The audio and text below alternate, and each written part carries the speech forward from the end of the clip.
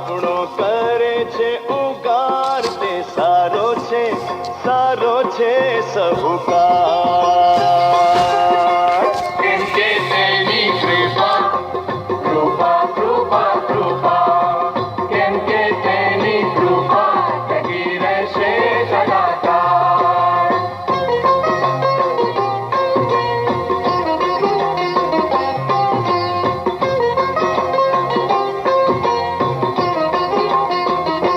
દે દેવોના દેવને માન, એકલો તે છે મહિમાવાન, તે સારો છે સહુકાર. કેમ કે તેની કૃપા કૃપા કૃપા કૃપા, કેમ કે તેની કૃપા ટકી રહેશે સદાકાળ.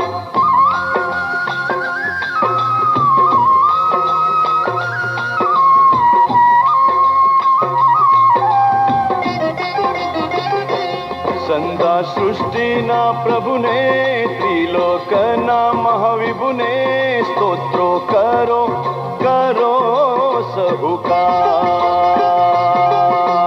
કેમ કે તેની કૃપા કૃપા કૃપા કૃપા, કેમ કે તેની કૃપા ટકી રહેશે સદાકાળ.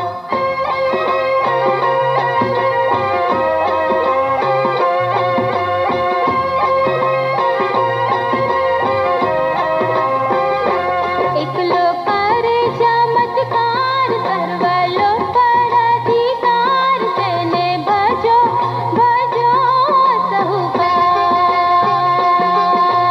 કેમ કે તેની કૃપા કૃપા કૃપા કૃપા, કેમ કે તેની કૃપા ટકી રહેશે સદાકાળ.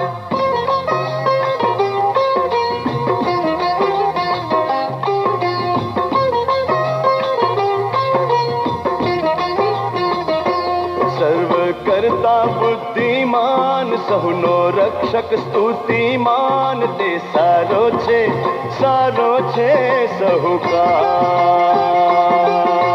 કેમ કે તેની કૃપા કૃપા કૃપા કૃપા, કેમ કે તેની કૃપા ટકી રહેશે સદાકાળ.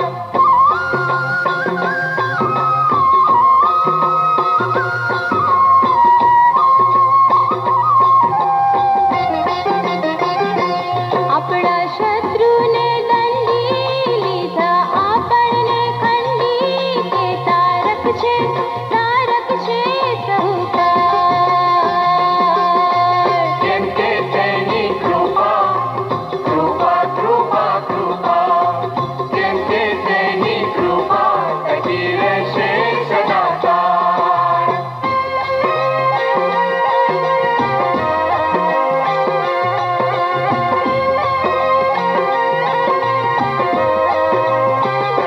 સહુ પર દયા લાવે છે, સહુને ખવડાવે છે, તે દાતા છે સહુકાર. કેમ કે તેની કૃપા કૃપા કૃપા કૃપા, કેમ કે તેની કૃપા ટકી રહેશે સદાકાળ.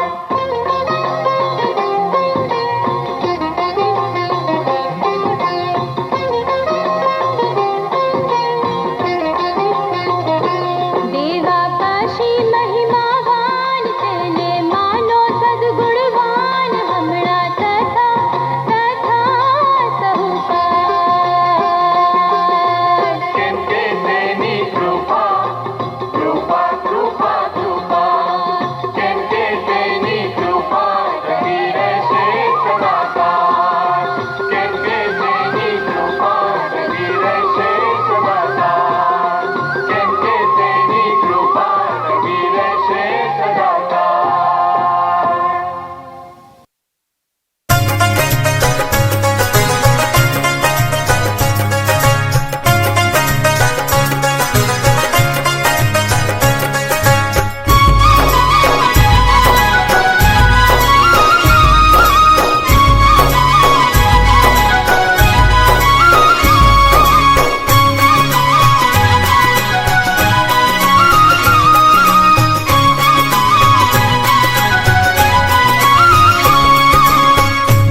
वक्त ईसु ईसु बोल, हर वक्त ईसु ईसु बोल। मन तू ईसु ईसु बोल, मन तू ईसु ईसु बोल।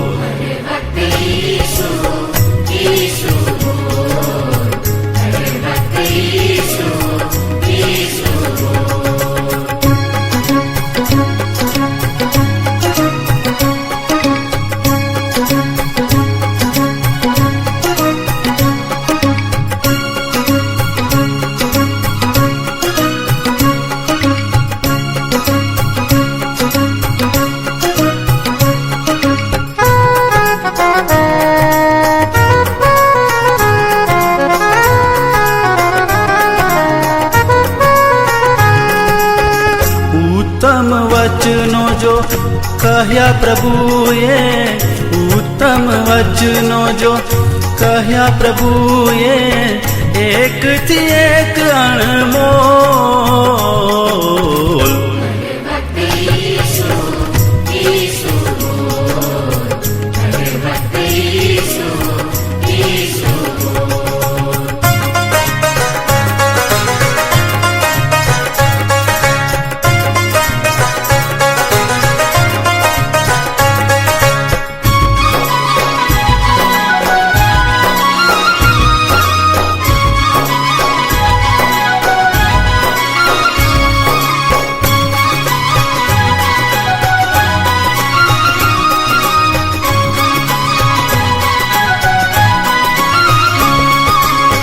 जय जय उचारू सदा ख्रिस्तनो, जय जय उचारू सदा ख्रिस्तनो, सुनाऊ प्रभु ना बोल।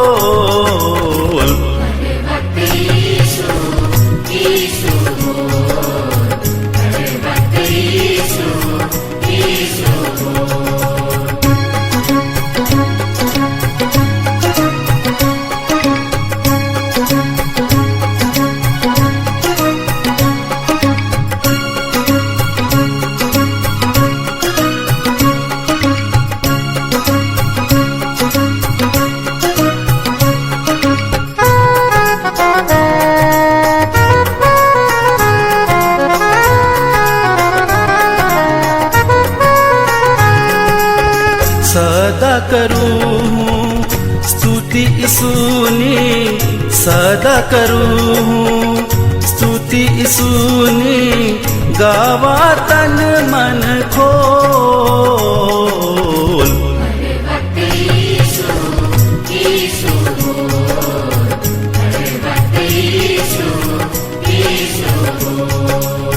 हर वक्त ईसु ईसु बोल, हर वक्त ईसु ईसु बोल। मन तू ईसु ईसु बोल, मन तू ईसु ईसु बोल।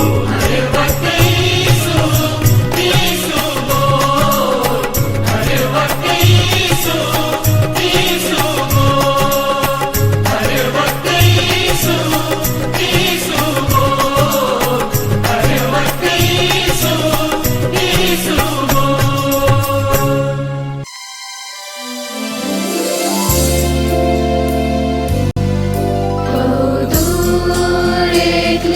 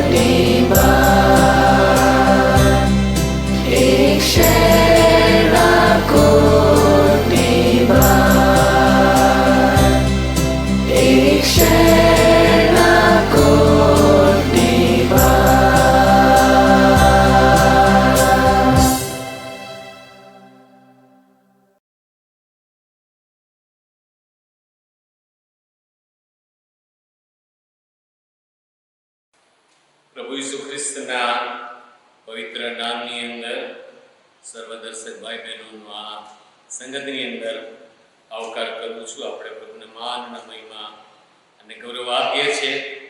પ્રેરિતોના કૃત્ય 4 અધ્યાયની 12મી કલમમાં લખવામાં આવ્યું છે કે માણસો મધ્યે એવું બીજું કોઈ નામ આપવામાં આવેલું નથી કે જેથી કરીને માણસોનું તારણ થાય, અને એ તો ભલાઓ આપણા તારણહાર પ્રભુ ઈસુ ખ્રિસ્તનું નામ છે. આકાશ તળે આ એક જ નામ આપવામાં આવેલું છે. પ્રભુને માન અને મહિમા અને ગૌરવ હોજો.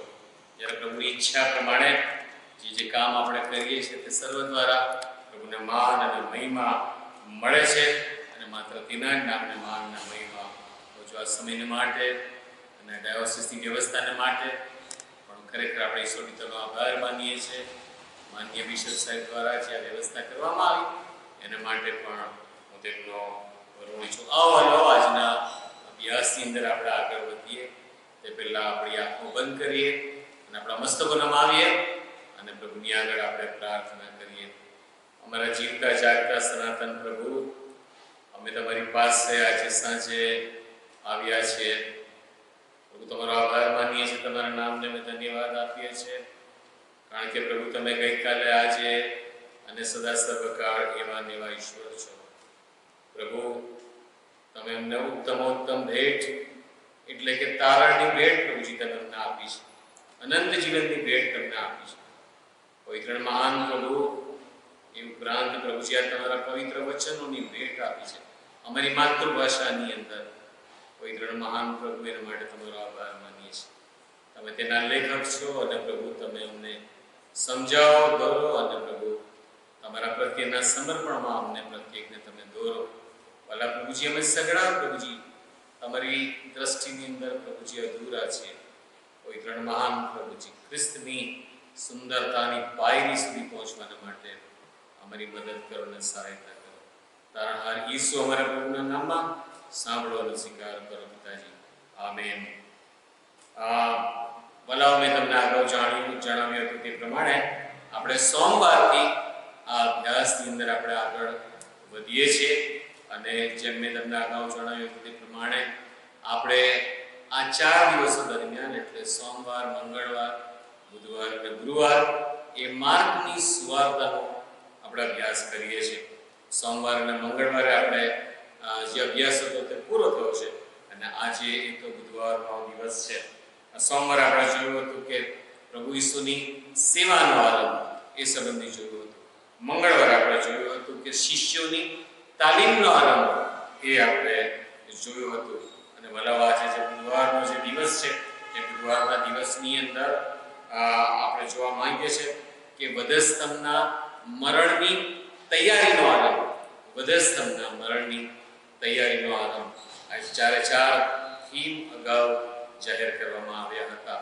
અમારી નમ્ર વિનંતી છે સર્વ વાલાઓને કે તમારી પાસે તમે નોટ અને પેન તમે રાખશો, જેથી કરીને જ્યારે આપણે અભ્યાસ કરીએ છીએ એ તમે લખી લો, જેથી કરીને એ તમને તમારા આત્મિક જીવનની અંદર મદદરૂપ થાય. માર્ક જે આ સુવાર્તાનો લેખક છે તે પ્રભુ ઈસુ ખ્રિસ્તને એક આદર્શ સેવક તરીકે રજૂ કરે છે. એક આદર્શ સેવક તરીકે રજૂ કરે છે.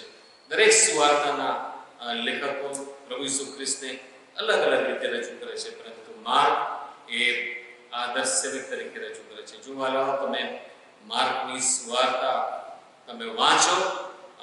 વાલાઓ, મારી તમને નમ્ર વિનંતી છે કે માત્ર 16 અધ્યાય છે, અને તમે 2 કલાકની અંદર ધીમે ધીમે જો તમે વાંચો તો તમે આરામથી તમે વાંચી શકો એમ છો. અને ઘણી બધી વાર વાંચવાથી આપણા મનોની અંદર, આપણા હૃદયોની અંદર પ્રભુના વચનો કબજો લે છે, અને વિશેષ કરીને આપણી જે વિચારસરણી છે તે પ્રભુના વચનો પ્રમાણે થાય છે. માનો જો તમે વાંચો તો તમને ખ્યાલ આવશે કે 1 અધ્યાયથી માંડીને તે 10મા અધ્યાય સુધી પ્રભુ ઈસુ ખ્રિસ્તની સેવા સંબંધીનું વર્ણન કરવામાં આવ્યું છે. પ્રભુએ જે લોકો મધ્યે સેવા કરી તેનું વર્ણન કરવામાં આવ્યું છે. અને ત્યારબાદ 11મા અધ્યાયથી માંડીને 16મા અધ્યાય સુધી આપણા પ્રભુનું જે બલિદાન, પ્રભુનું જે સમર્પણ, તેના વિશે લખાવવામાં આવ્યું છે. એટલે સેવા અને સમર્પણ, સર્વિસ એન્ડ સેક્રિફાઈસ, એ બે બાબતો લખવામાં આવેલી છે. અને જો માર્કની સુવાર્તા જ્યારે આપણે વાંચીએ છીએ ત્યારે માર્ક જે રજૂઆત કરે છે પ્રભુ ઈસુ ખ્રિસ્તને એક આદર્શ સેવક તરીકે, ત્યારે જો આપણે જોઈએ તો પ્રભુ સમાજના દરેક પ્રકારના લોકોની સાથે તે મળે છે અને વાતચીત કરે છે, તેમની જરૂરિયાતો જાણે છે અને તેમની જરૂરિયાતો પૂરી કરવાના માટે પ્રભુ પોતાની જાતને સમર્પે છે. સૌથી પહેલા જો આપણે જોયું તો પહેલા અધ્યાયની અંદર માછીમારો જેઓ અભણ હતા પરંતુ માછીમારીમાં કુશળ હતા, તેઓને પ્રભુ પસંદ કરે છે. ત્યારબાદ જો આપણે તમે જુઓ તો અલગ અલગ રોગથી પીડાતા લોકો, જેઓ નાના પ્રકારના રોગથી પીડાતા, મોટા પ્રકારના રોગથી પીડાતા, તેઓની સાથે પ્રભુ મુલાકાત કરે છે અને તેમના રોગ પ્રભુ મટાડે છે. સમાજથી જે બહિષ્કૃત લોકો હતા, સમાજ જેની ગણના કરતો હતો, એવા લોકોને પણ પ્રભુ પોતાની પાસે બોલાવે છે, તેમની સાથે બેસે છે. ઘણી જગ્યાએ કહેવામાં આવે છે કે પ્રભુ ઈસુ ખ્રિસ્ત એ તો દાણીઓનો પાપીઓનો મિત્ર હતો, માટે દાણીઓના ઘરની અંદર, તે જમાનાની અંદર દાણીઓનું સમાજમાં કોઈ સ્થાન હતું નહીં. દાણીઓને હળદૂત કરવામાં આવતા હતા, માટે આવા દાણી લોકોને પણ પ્રભુએ સ્વીકાર્યા અને તેમની સાથે તેઓ બેઠા. આ ઉપરાંત આપણે જાણીએ છીએ કે પ્રભુએ 5000ને જમાડ્યા.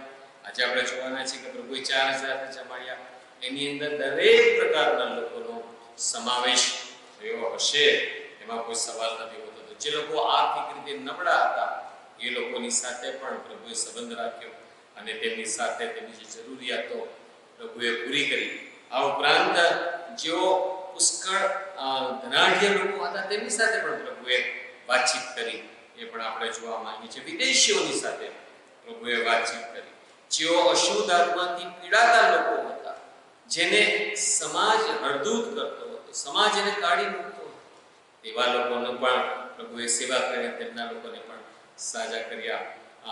એક જગ્યાએ પ્રભુ વચન એ પ્રમાણે કહે છે કે પૃથ્વી તથા તેમાં રહેનારા સર્વસ્વ યહોવાના છે, સર્વસ્વ યહોવાના છે.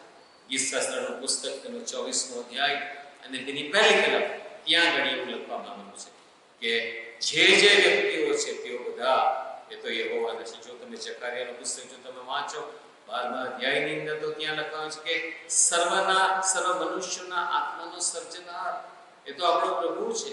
આપણો પ્રભુ એ સગડાનો સર્જનહાર છે અને પ્રભુને માન અને મહિમા અને ગૌરવ કોઈ તેને માટે. કેટલી બધી અદ્ભુત જેવી બાબત. આપણો પ્રભુ જેણે સગડું ઉત્પન્ન કર્યું અને એની શ્રેષ્ઠ કૃતિ એ તો માણસ છે, ઉત્તમોત્તમ કૃતિ એ તો માણસ છે. અને માણસની સાથે સંબંધ રાખવાના માટે પ્રભુ જાણે કે તલ પાપડ બની રહ્યા હોય એવું લાગે છે. એની બહુ જ ઈચ્છા છે કે દરેક માણસની સાથે સંબંધની અંદર આવું. પણ આજનો જે વિષય છે તે વિષય જેને પસંદ કર્યો છે તે તો વધસ્તંભના મરણની તૈયારીનો આરંભ. વધસ્તંભના મરણની તૈયારીનો આરંભ. અત્યાર સુધી આપણે પહેલા અધ્યાયથી માંડીને 7મા અધ્યાય સુધીનો આપણે અભ્યાસ કરી ચૂકેલા છે.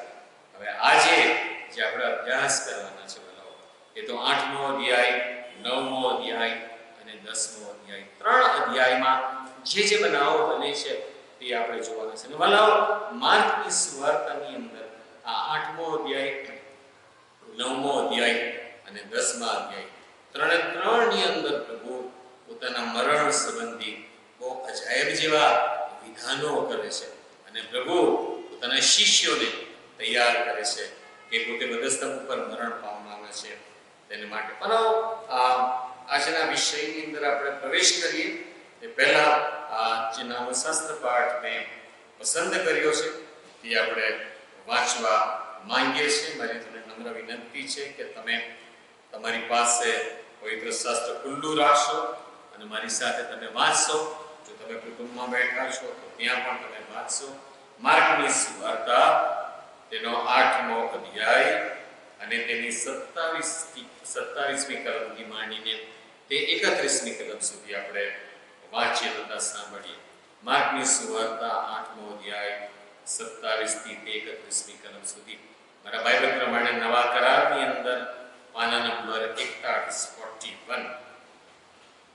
અને ઈસુ તથા તેના શિષ્યો કાઇસરિયા ફિલિપ્પીના ગામોમાં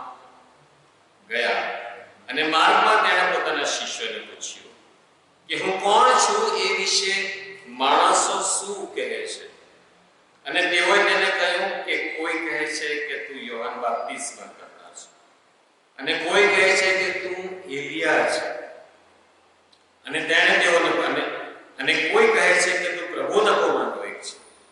અને તેણે તેઓને પૂછ્યું, પણ હું કોણ છું એ વિશે તમે શું કહો છો?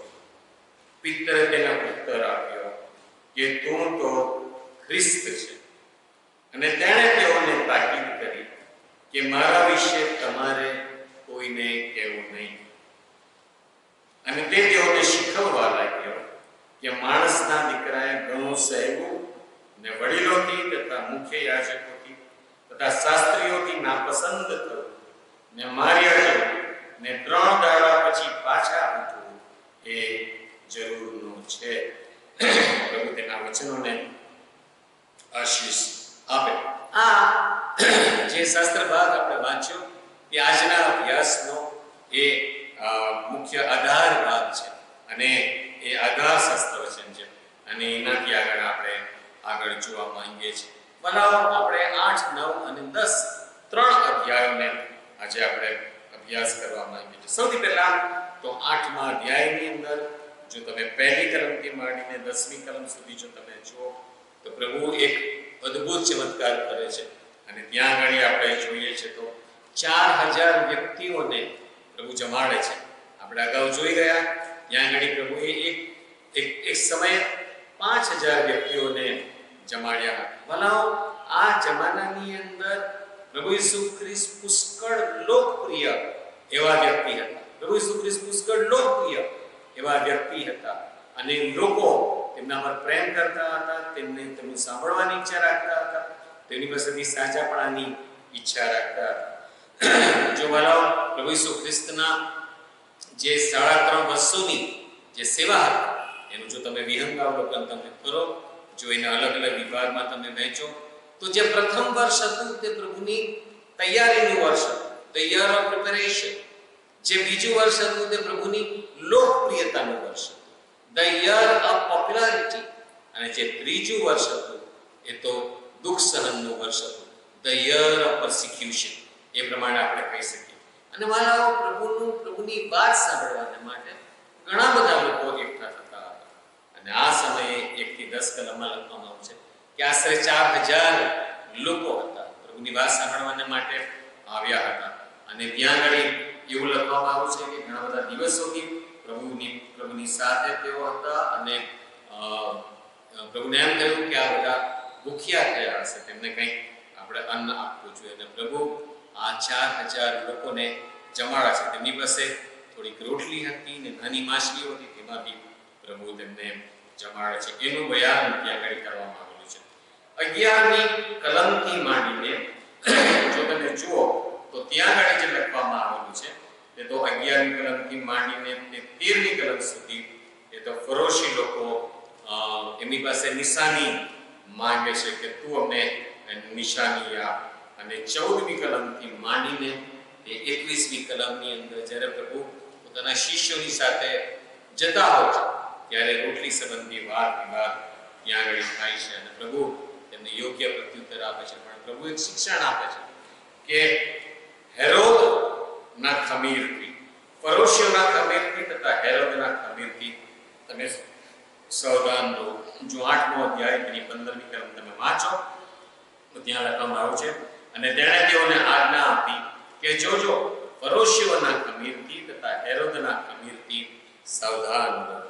ભલાઓ ખમીર એ બુંડાઈનું પ્રતીક ગણવામાં આવે છે, અને પ્રભુ એ પ્રમાણે કહે છે કે ફરોશીઓનું ખમીર અને હેરોદનું જે ખમીર છે તેનાથી તમે સાવધાન રહો. અને આ શિક્ષણ એ પોતાના શિષ્યોને આપે છે. હવે ભલાઓ આપણા મગજમાં જે પ્રશ્ન થાય તે તો એ છે કે આ ખમીર શું છે, આ બુંડાઈ શું છે? તો ભલાઓ આ બુંડાઈ જે છે તે તો શું છે? પ્રભુ ઈસુ ખ્રિસ્ત ઉપર અવિશ્વાસ જાહેર કરવો, તે બુંડાઈ છે, તે ખમીર છે. પ્રભુ ઈસુ ખ્રિસ્ત પર વિશ્વાસ ન કરવો કે દેવનો દીકરો પ્રભુ ઈસુ ખ્રિસ્ત છે, એને આકાશમાંના પિતાએ મોકલેલા છે, એ વિશ્વાસ નહીં કરવો, એની આધીનતામાં નહીં આપવું, એ બુંડાઈ છે. વલાઓની એ બુંડાઈને પ્રભુ સહન કરી શકતા. વલાઓ જે લોકોએ પોતાનો વિશ્વાસ પ્રભુ ઈસુ ખ્રિસ્ત પર જાહેર નથી કર્યો, જે લોકો નવા જન્મના અનુભવમાં નથી આવ્યા, પ્રભુને બિલકુલ ગમતું નથી, કારણ કે એ તો અવિશ્વાસ આપણે જાહેર કરીએ છીએ. એબ્રીઓના પત્રમાં લખ્યું છે કે વિશ્વાસ વગર દેવને પ્રસન્ન કરવો તે બનતું નથી. જેટલા તેના પર વિશ્વાસ કરે છે તેટલાએ માનવું કે તે છે. આપણે ઈશ્વરની હયાતીમાં આપણે વિશ્વાસ કરીએ, ઈશ્વરની ઓથોરિટી જે છે, ઈશ્વરની પાસે જે અધિકાર રહેલો છે તેના પર વિશ્વાસ કરો અને તેની આ સ્વીકારવી એ પ્રભુને ગમે છે. અને પ્રભુ એમની સાથે એ પ્રમાણે કહે છે કે હેરોદના કમેથી, ફરોશીઓના કમેથી તમે સાવધાન રહો, તમે દૂર રહો, પરંતુ વિશ્વાસમાં તમે મજબૂત બનો. પછી 22 થી 26 જે કલમો છે એની અંદર પ્રભુ એક અંધ વ્યક્તિને સાજાપણું આપે છે, એક અંધ વ્યક્તિને સાજાપણું આપે છે બેથસાઈદા નામના શહેરની અંદર.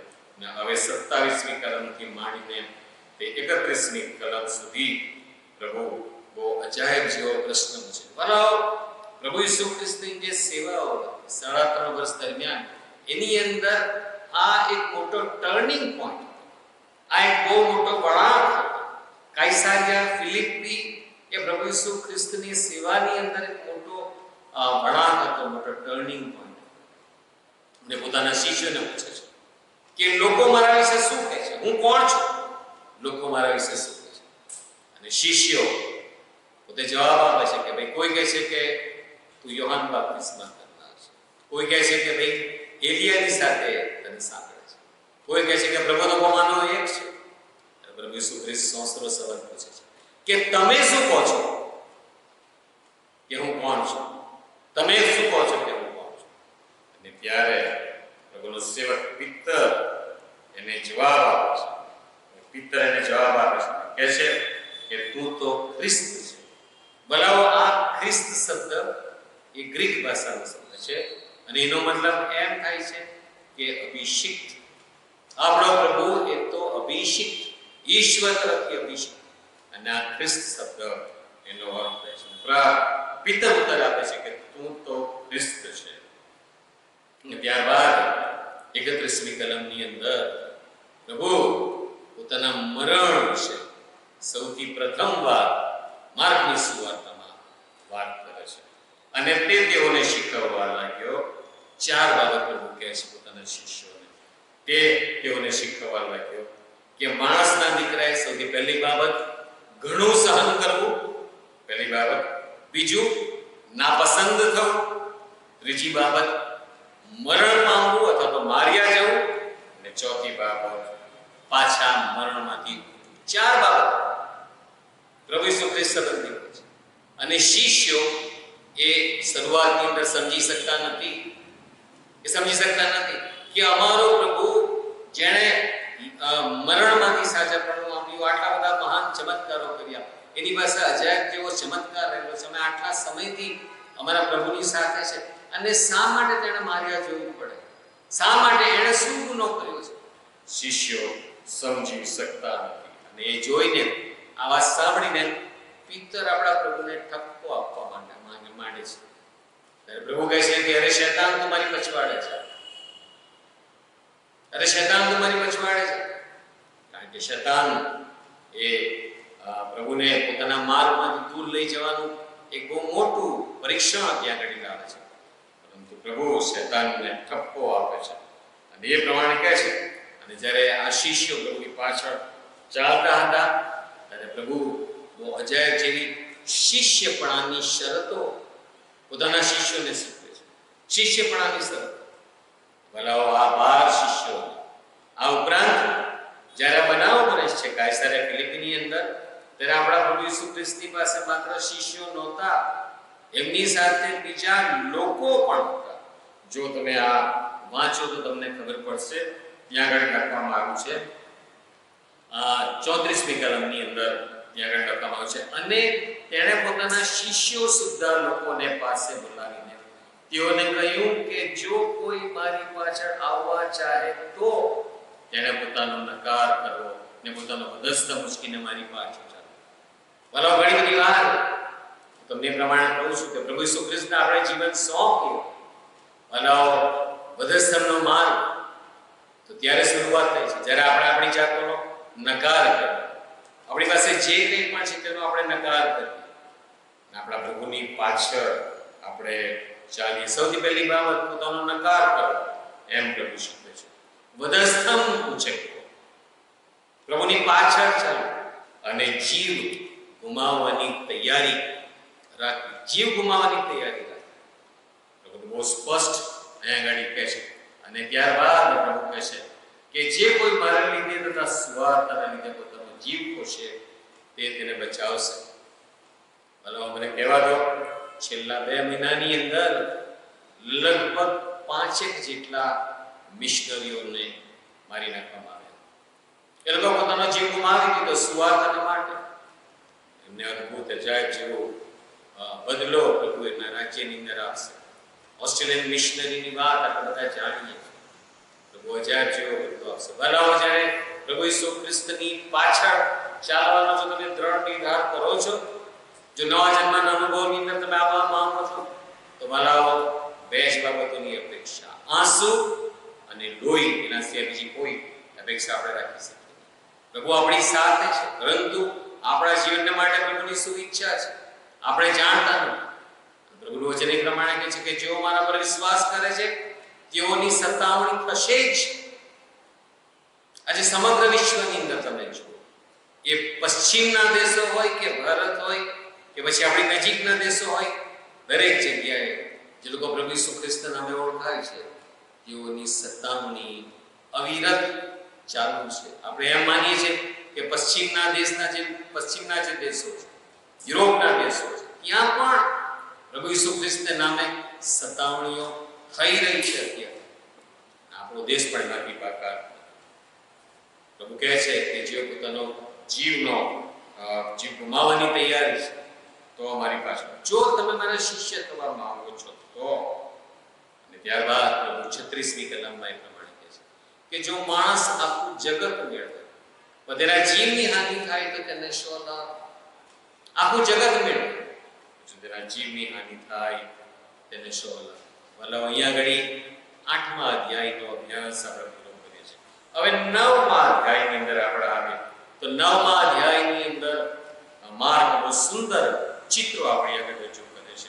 અને ત્યાં આગળ આપણે જોઈએ તો 2જી કલમથી માંડીને તે 13મી કલમ સુધી પ્રભુનું રૂપાંતર થાય છે. રૂપાંતરના પહાડ ઉપર, ધ માઉન્ટ ઓફ ટ્રાન્સફિગરેશન, ત્યાં આગળ પ્રભુ પોતે પોતાની સાથે જે પોતાના 3 શિષ્યો હતા, પીતર, યોહાન અને યાકૂબ, એમને લઈને આ પહાડ ઉપર જાય છે. પહાડ ઉપર બીજી 2 જૂના કરારની વ્યક્તિઓ તે દેખાડે છે. અને આ 3 શિષ્યો પણ આ જૂના કરારની વ્યક્તિઓને જુએ છે. તેઓ પ્રભુ ઈસુ ખ્રિસ્તની સાથે વાતો કરતા હતા.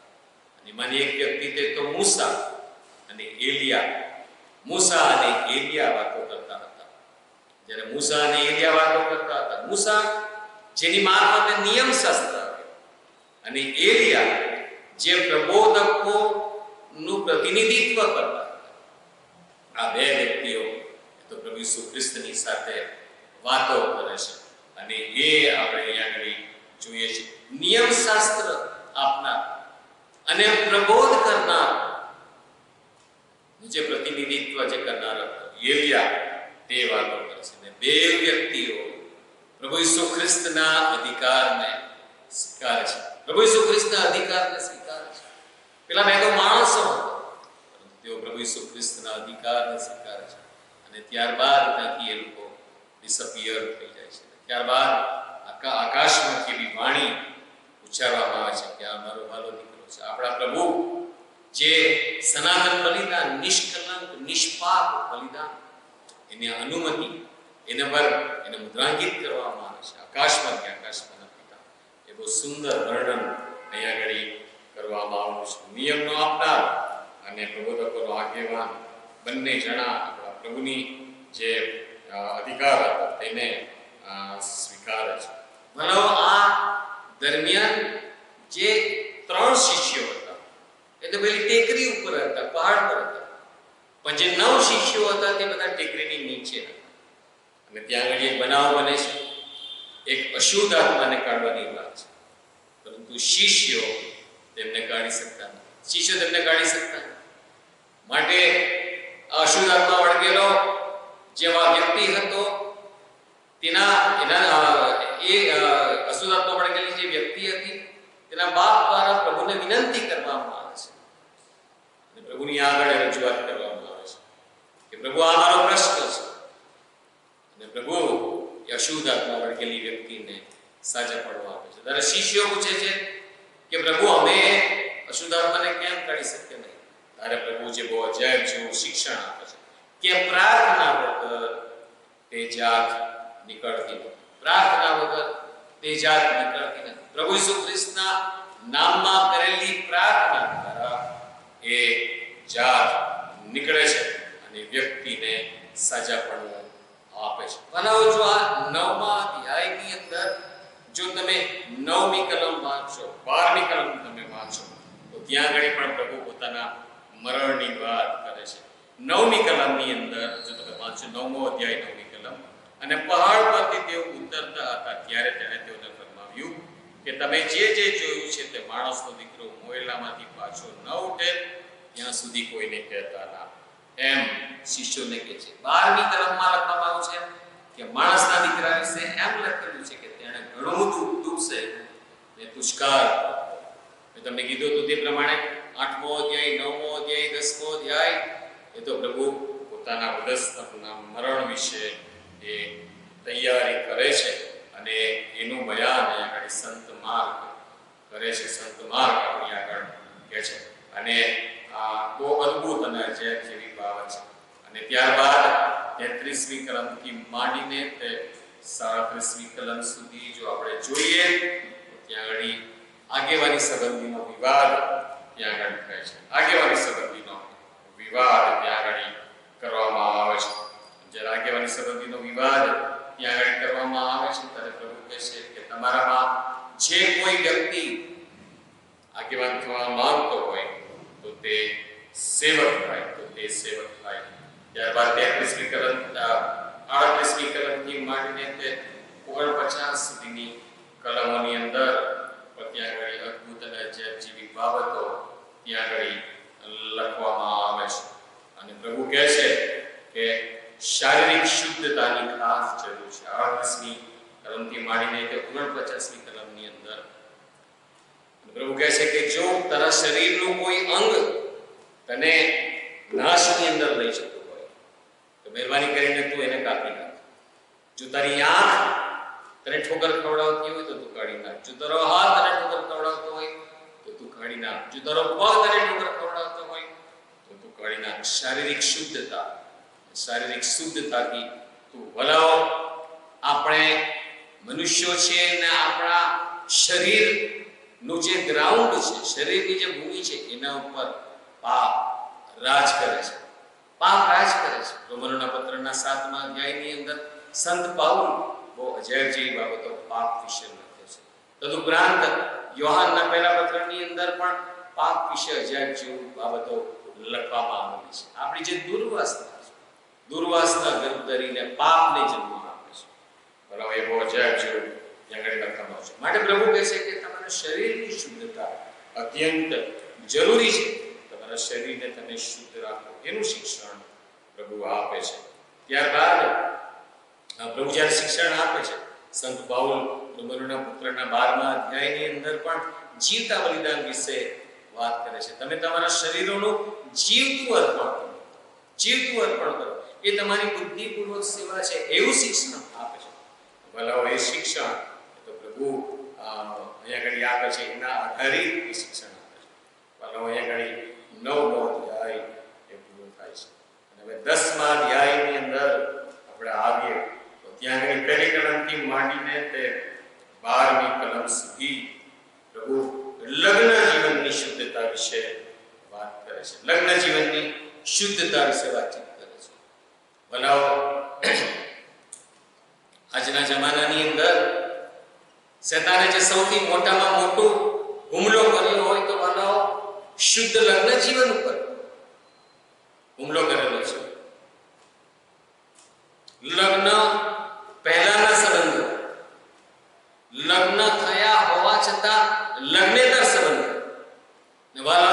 અવરોધ સાથે કહેવા દો, એમાંથી મંડળી બાકાત નથી, એમાંથી મંડળી બાકાત નથી. એ પાપની અંદર ઘણા બધા રચ્યા છે.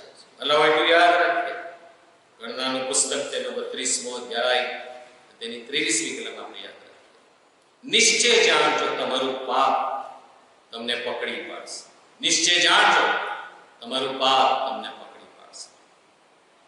ભલા ગઈકાલે રાત્રે પ્રભુના એક બહુ મહાન સેવક એમનું વાર્તાલાપ હતો ઝૂમ એપ ઉપર, અને એવું સાંભળતો હતો. અને પ્રભુના સેવકનું નામ છે જ્યોર્જ વર્વર, જેઓ ઇંગ્લેન્ડથી બોલતા હતા.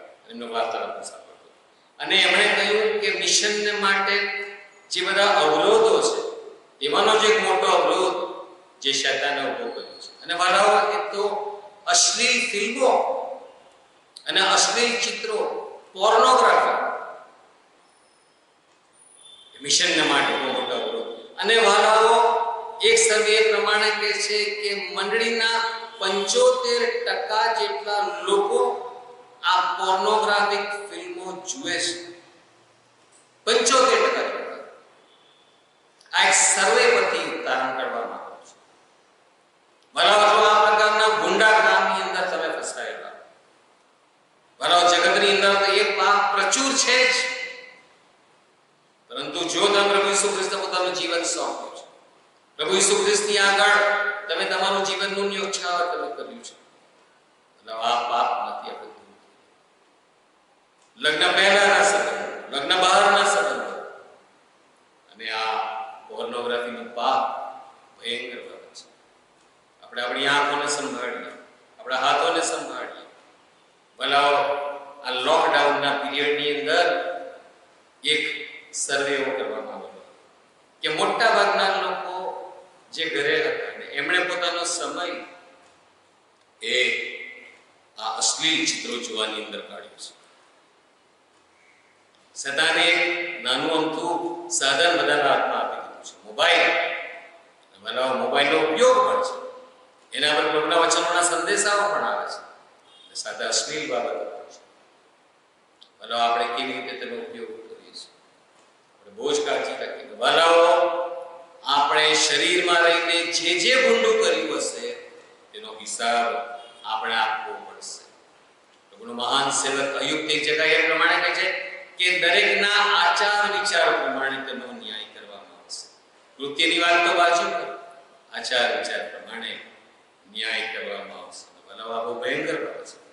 આપણે એમાંથી બચી જઈએ, આપણે આપણી જાતને વાળી લઈએ અને પ્રભુના મહિમાન માટે આપણે આપણા શરીરનો આપણો ઉપયોગ કરીએ. હા, એવા ઘણા બધા મિત્રો પણ મળ્યા છે કે આ લોકડાઉનના સમયની અંદર આખો નવો કરાર પૂરો કરી નાખ્યો. લોકડાઉનના સમયની અંદર આખો જૂનો કરાર, એવા ઘણા મિત્રો છે જેમણે આખું બાઇબલ વાંચી કાઢ્યું, પ્રભુના વચનોના અમુક પુસ્તકો એમણે વાંચી કાઢ્યા.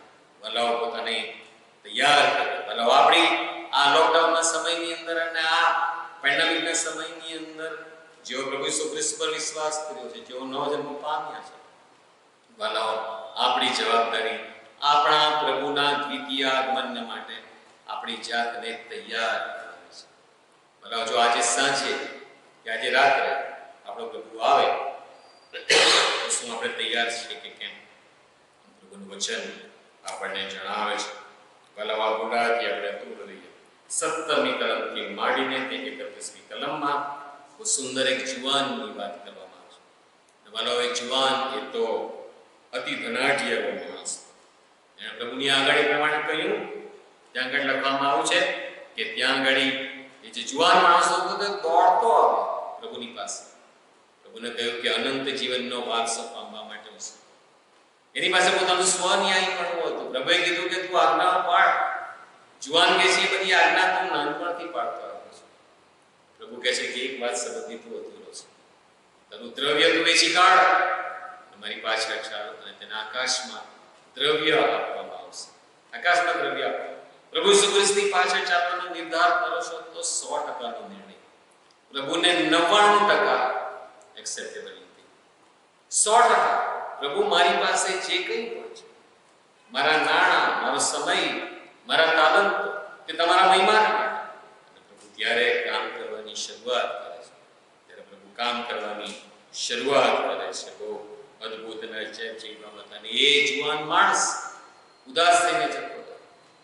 અને શિષ્યોએ પૂછ્યું કે ભાઈ, પ્રભુને પૂછ્યું કે કોણ તારણ પામી શકે? પ્રભુ કહે છે કે માણસો તો અશક્ય છે, પણ દેવને શક્ય છે. એ સંબંધી શિક્ષણ પ્રભુ આપે છે. અને ત્યારબાદ 33મી કલમની અંદર ફરીથી પ્રભુ પોતાના મરણ વિશે શિક્ષણ આપે છે. અને બહુ સુંદર એવી કલમ છે 33મી કલમ. મને આ કલમ બહુ પ્રિય છે. પ્રભુ કહે છે કે જુઓ, આપણે યરુશલેમ જઈએ છીએ, અને માણસનો દીકરો મુખ્ય યાજક તથા શાસ્ત્રીઓને સોંપાશે, અને તેઓ તેના પર મરણ દંડ ઠરાવશે, ને તેને વિદેશીઓને સોંપશે. જો આપણે યરુશલેમ છે, પ્રભુની સેવા અત્યાર સુધી માનવ છે, ઉપર ગાલિલમાં હતી. હવે પ્રભુ ગાલિલની સેવાઓ પૂરી કરી, અને પ્રભુને ખબર હતી કે મારો સમય નજીક આવ્યો છે. હવે તેમણે યહૂદાની સીમોની, યરુશલેમની સીમોની અંદર એમણે પ્રવેશ કર્યો. પોતાના શિષ્યોને કહે છે કે જુઓ, આપણે યરુશલેમ જઈએ છીએ. પ્રભુને ખબર હતી કે મારું ડેસ્ટિનેશન કયું છે, હું કયું કામ કરવા માટે આવ્યો છું, અને કામથી બિલકુલ વિચલિત થયા વગર કહે છે કે જુઓ, આપણે યરુશલેમ જઈએ છીએ. ભલાઓ, આજે આપણે 8, 9 અને 10 અધ્યાયોનો આપણે અભ્યાસ કરીએ છીએ. ભલાઓ, પ્રભુ ઈસુ ખ્રિસ્તના મરણ સંબંધીને 3 કલમો બહુ સુંદર તમે યાદ રાખી શકો. 8મો અધ્યાય તેની 31મી કલમ, 9મો અધ્યાય તેની પણ 31મી કલમ, અને 10મો અધ્યાય તેની 33મી કલમ તમે યાદ રાખો. પ્રભુ પોતાના મરણ વિશે તે તો શિક્ષણ આપે છે. ત્યારબાદ 35મી 35મી કલમથી માંડીને 45મી કલમની અંદર મેં તમને કીધું તે પ્રમાણે માર્કની સુવાર્તાનો જે થીમ છે એ 45મી કલમની અંદર ત્યાં આગળ લખવામાં આવ્યો છે. માર્કની સુવાર્તાનો કેન્દ્રવર્તી વિચાર, કેમ કે માણસનો દીકરો સેવા કરાવવાને નહીં, પણ સેવા કરવાને અને ગળાની ખંડણીને સારું પોતાનો જીવ આપવાને આવ્યો છે. પોતાનો જીવ આપવા માટે આવ્યો છે. લોકોએ સેવા કરી, લોકોને સાચાપણું આપ્યું, લોકોના દુઃખની અંદર ભાગીદાર થયા, અને ત્યારબાદ સેવાની પરાકાષ્ઠા, એના પ્રેમની પરાકાષ્ઠા અંતિમ. અને મારો વધસ્તંભનું મરણ, વધસ્તંભના મરણ દ્વારા પણ પ્રભુએ લોકોની, તમારી અને મારી એને સેવા કરી. આ આપણો કેવો અજાયબ છે, આ આપણો કેટલો બધો પ્રેમાળ એવો પ્રભુ. ભલાઓ, આ પ્રભુને આપણે કેમ કરીને નકારી શકીએ? ભલાઓ, આ પ્રભુને આપણે કેમ કરીને અવિશ્વાસ આપણે બચાવી શકીએ? ભલાઓ, આજે પણ એ કૃપા જાહેર છે, એ કૃપા અત્યારે પણ વહેતી છે. ભલાઓ, એ કૃપાનો લાભ લઈએ, પ્રભુની પાસે, આપણા પ્રભુની ઈચ્છા છે કે એની પાસે. અને ત્યારબાદ જે બીજો બનાવ બને છે, બારતીમાઈ નામનો જે અંધ વ્યક્તિ હતો, તેને પ્રભુ સાચા કરવા છે. રસ્તાની કોને બેઠો, જેને કદી કોઈ પૂછે નહીં, જેની સાથે કદી કોઈ વાત ન કરે, એ બારતીમાઈ પ્રભુ બોલાવે છે, તેને સાજાપણું આપે છે. પ્રભુ એ કૃપા કરે છે. ભલા, આજે 8મો અધ્યાય, 9મો અધ્યાય, 10મો અધ્યાય એનો અભ્યાસ આપણે પૂરો કર્યો. ભલાઓ, આ 3 અધ્યાયમાંથી પ્રભુ જે આપણને શીખવી રહ્યા છે, સૌથી પહેલી બાબત, પવિત્રને મહાન પ્રભુની જે અજાયબ જેવી બાબત, એ તો વધસ્તંભની વાત. વધસ્તંભ પર પ્રભુનું થયેલું બલિદાન, એને શું તમે સ્વીકાર્યું છે? પ્રભુને કહ્યું છે કે પ્રભુ, તો મુझ પાપી પર દયા, મારા પાપોની ક્ષમા. પ્રભુ, મારે નવા જન્મની જરૂર છે. પ્રભુ, તમારું વચન કહે છે કે જેવો કોઈ માણસ નવો જન્મ પામ્યો ના હોય તો તે દેવના રાજ્યમાં જઈ શકશે. ભલે તમે ગમે તે મંડળીના તમે સભ્યો, ભલે તમે મંડળીના આગેવાન હો, જો નવો જન્મ પામ્યા નથી તો પ્રભુ ઈસુ ખ્રિસ્તની સાથે કોઈ જાતનો લાગ ભાગ નથી. પ્રભુ ઈસુ ખ્રિસ્ત સાથે કોઈ જાતનું સરપણ નથી. પ્રભુ આજે તમને બચાવવા માંગે છે. અને વાલો, આ સંદેશો તો આપણે નાનપણથી સાંભળતા આવ્યા છે, છતાં પણ આપણે આપણું હૃદય કઠણ કર્યું છે. ભલો, પ્રભુ ગમે ત્યારે આવશે. ભલો, તમને એક પ્રશ્ન પૂછવા માંગુ છું. માનો કે આજે રાત્રે પ્રભુ આવી જાય, ભલો, તમે કઈ જગ્યાએ આવશો? અથવા જો આજે રાત્રે તમારું મરણ થાય તો તમે તમે કઈ જગ્યાએ હશો, તમારો આત્મા ક્યાં જશે? શું પ્રભુની પાસે જશે કે નહીં? એના વિશે વિચાર આપણે કરીએ. વલાઓ, જો શારીરિક પાપોની અંદર આપણે ફસાયેલા છીએ અને જો લગ્નેતર સંબંધો, લગ્ન પહેલાના સંબંધો, ગુંડા સંબંધો, સ્ત્રી અન્ય પુરુષની સાથે, પુરુષ અન્ય સ્ત્રીની સાથે લગ્ન હોવા થયા છતાં એમાં જો ફસાયેલા છે, વલાઓ, આ પાપોની માફી પ્રભુ આપવા માટે તૈયાર છે. જો આંખોનો ઉપયોગ ખોટી રીતે કર્યો હોય તો પ્રભુની આગળ પાપોની માફી માંગીએ, પ્રભુ એ કૃપા આપશે. વલાઓ, નાણાકીય લોભમાં ફસાયેલા છે, પેલા જુવાન માણસના, પ્રભુ એમાંથી પણ આપણને છોડાવશે. વલાઓ, જેઓ પ્રભુ ઈસુ ખ્રિસ્ત પર વિશ્વાસ કરીએ છીએ, વલાઓ, શું રોજ બરોજ ઈસુની પાછળ આપણે ચાલીએ છીએ? શું ઈસુની મરજી, ઈસુની ઈચ્છા આપણે જાણીએ છીએ? પ્રભુ, મારા જીવન માટે તારી ઈચ્છા કરી છે, પ્રભુ એના અધીન થાઉં છું. પ્રભુ એ કૃપા અને સહાયતા આપણે પ્રત્યેકને આપો. આમેન. આવા પ્રાર્થના કરીએ. આજે સાંજે જે પ્રભુનું વચન આપણી પાસે આવ્યું છે, સંબંધી જેઓ પોતાનું જીવન પ્રભુ ઈસુ ખ્રિસ્તને સોંપ્યું નથી અને જેઓ જાણી બુજીને કરેલા પાપો અને છાના પાપો ના ભોગ બન્યા છે, તેઓ પ્રભુ ઈસુ ખ્રિસ્તના પોતાની આગળ પોતાની રજૂઆત કરી શકે છે. પ્રભુ, હું આવી વ્યક્તિ છું, પ્રભુ મને માફ કર, મને સાફ કર.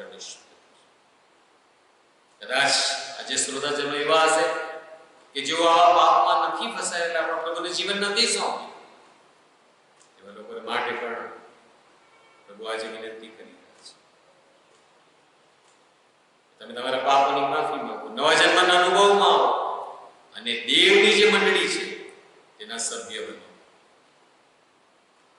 પ્રભુ તમારી પોતાની મંડળીમાં તમને લેવા માંગે છે.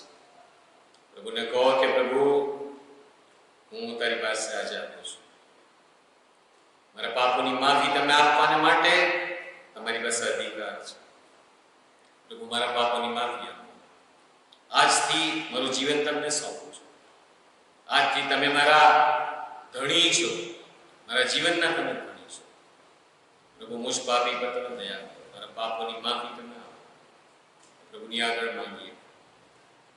જો ભૂતકાળની અંદર તમે નવા જન્મના અનુભવમાં આવ્યા છો, પણ દેવની ઈચ્છા પ્રમાણે જો જીવન જીવતા નથી, જો પ્રભુના વચનને યોગ્ય સ્થાન નથી આપતા, વલાઓ, અત્યારે ફરીથી પ્રભુની સાથે સમાધાન થયું. પ્રભુને કહીએ કે પ્રભુ, તમારી પાછળ ચાલવાનું, ભવિષ્યની અંદર મારે કંઈ પણ સહન કરવું, આ પ્રભુએ સહન કરવા માટે તૈયાર છે. પ્રભુ, કૃપા આપો અને સહાયતા કરો. અમારા જીવતા જાગતા પ્રભુ તમારો આભાર માનીએ છીએ. તમારા વચનને માટે તમારી સ્તુતિ કરીએ છીએ. તમારા વચન આજે અમારી સાથે વાત કરી છે. પ્રભુ, આજે ઘણાઓની સાથે તમે વાત કરી છે. તમારો આભાર માનીએ છીએ.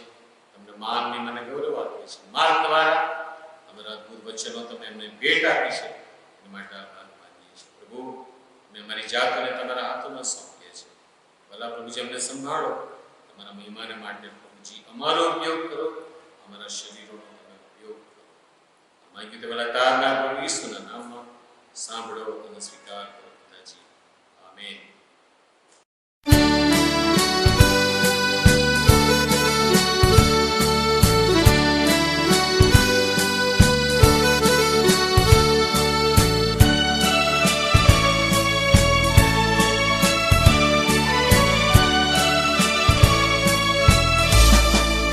ઈસુ છે મારો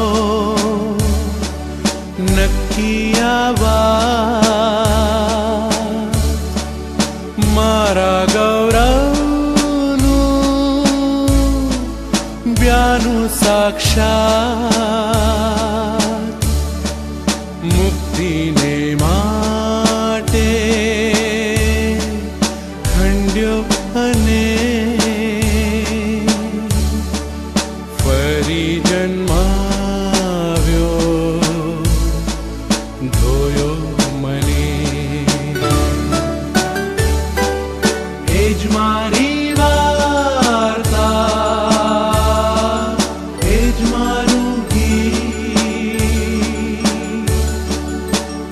ત્રાતાની સ્તુતિ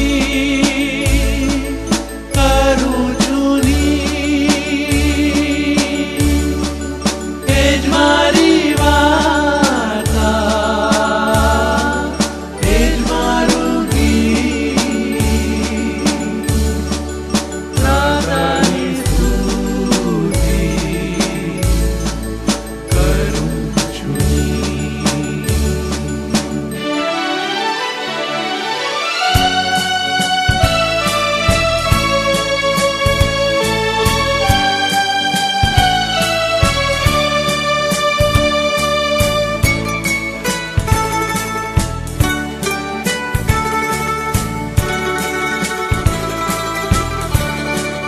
પૂરી આધીનતા, પૂરો છે હર્ષ. તેથી જોઉં છું ગૌરવી દર્શ. આકાશથી દૂતો લાવે ઘણા સંદેશ કૃપાને પ્રીતિ તણા. એ જ મારી વાર્તા, એ જ મારું ગીત. ત્રાતાની સ્તુતિ કરું છું ની. એ જ મારી વાર્તા, એ જ મારું ગીત. ત્રાતાની સ્તુતિ કરું છું ની.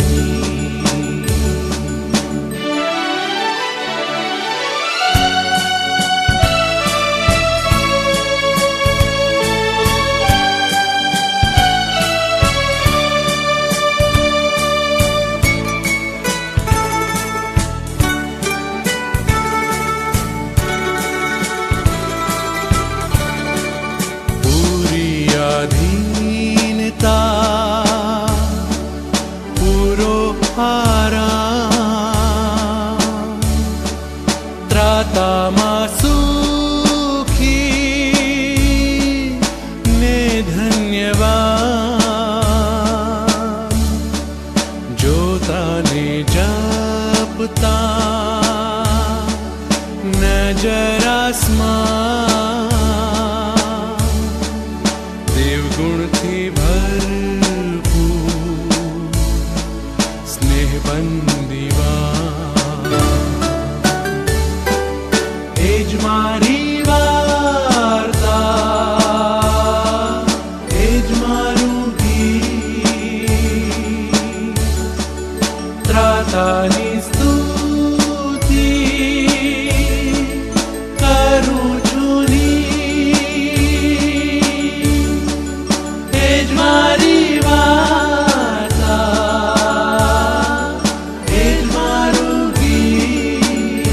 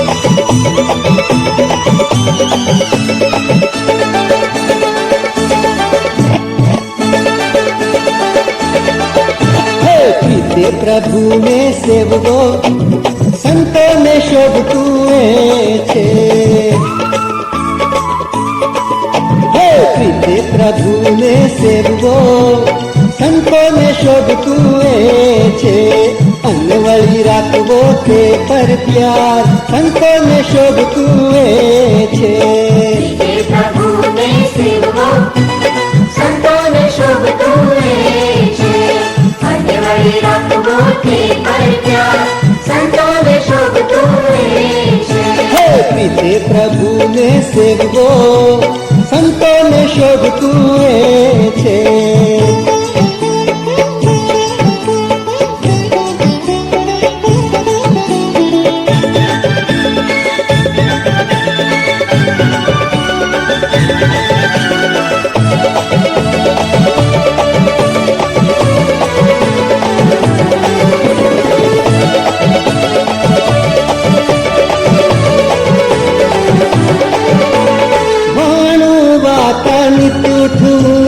સંતોને શોભતું એ છે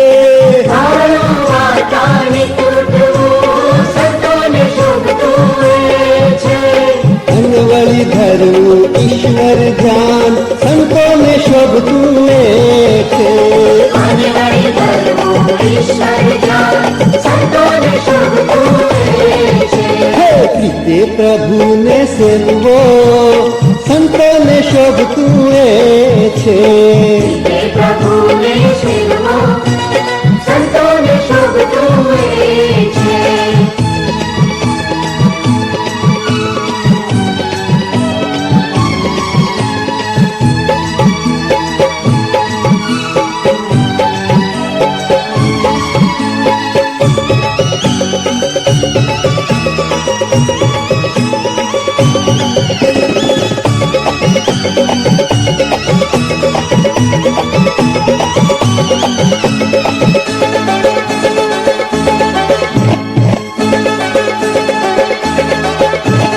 નીતિથી કામ આરંભવા સંતોને શોભતું એ છે નીતિથી કામ આરંભવા સંતોને શોભતું એ છે અનવળી કરવું ઈશ્વર માન સંતોને શોભતું એ છે અનવળી કરવું ઈશ્વરમાં સંતોને શોભતું એ છે હે પ્રીતે પ્રભુને સેવવો સંતોને શોભતું એ છે હે પ્રભુને સેવવો સંતોને શોભતું એ છે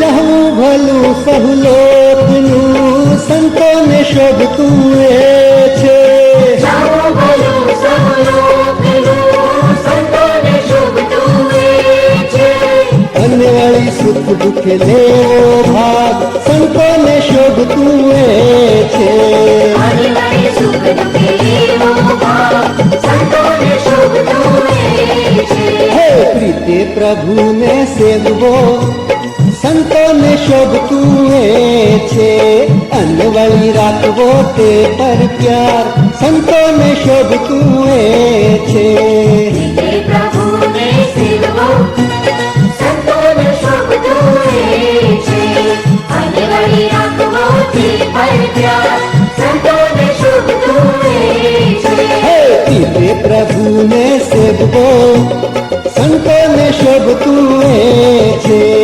અનવળી રાખવો તે પર પ્યાર સંતોને શોભતું એ